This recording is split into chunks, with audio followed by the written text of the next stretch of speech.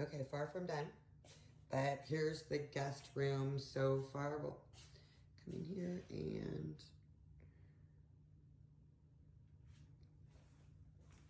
back over here. Here we go. Over here. I need to lift up the little dresser or mount the TV or something there. But that's like that.